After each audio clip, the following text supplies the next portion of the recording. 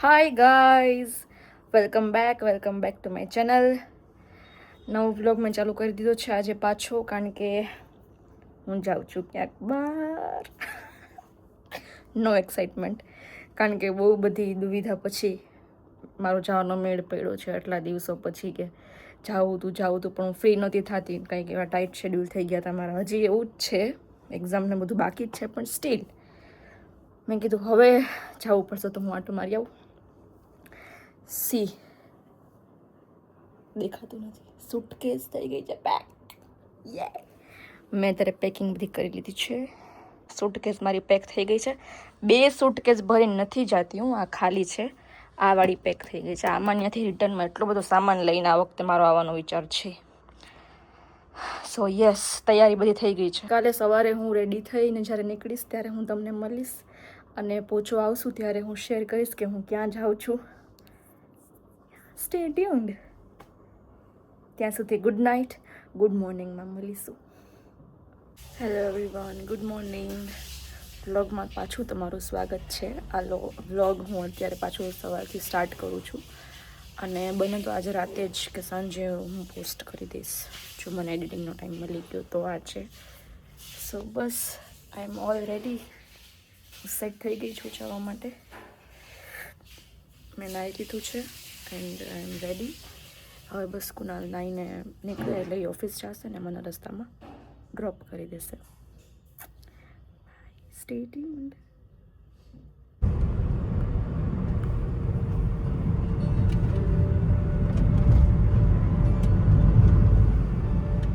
પહોંચી ગઈ છું ઇસ્કોને.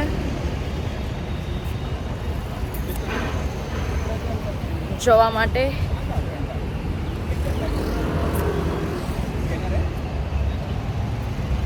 કુનાલ બસ મારો સામાન કાઢે છે.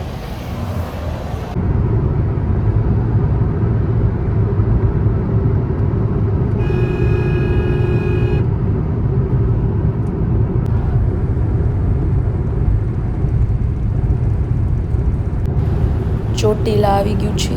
બસ હવે કલાકમાં જ રાજકોટ આવી જશે. ચોટીલાનો ડુંગરો.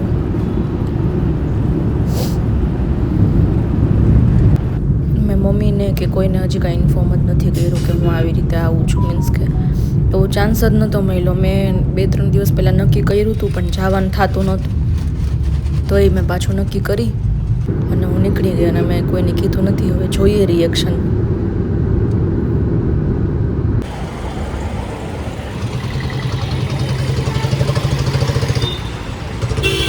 જાઉં છું હવે ઘરે અહીંયાથી, અને રેડી હવે બસ મને રિક્ષા મળી ગઈ છે એટલે હું હવે ઘરે જાઉં છું. મમ્મીનું રિએક્શન જોશું કેવું છે, ને બધાયનું ઓલમોસ્ટ બધાને ખબર જ નથી.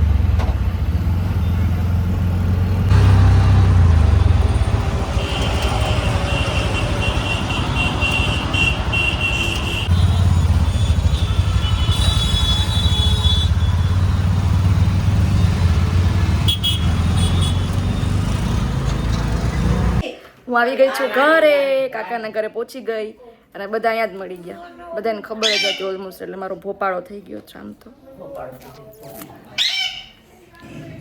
મામી, મમ્મી, બા અને આ મારી બચ્ચા પાર્ટી.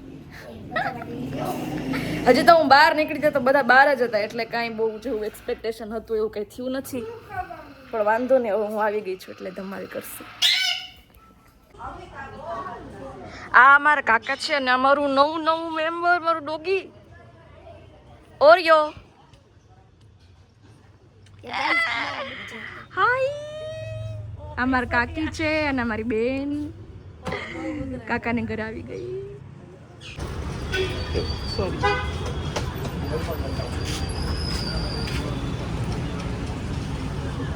वड़ा पाव पार्टी चल रही है यहाँ पे.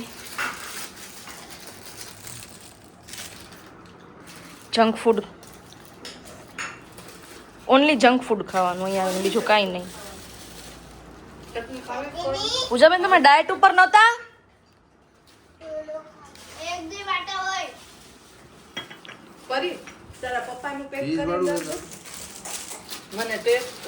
મામાશ્રી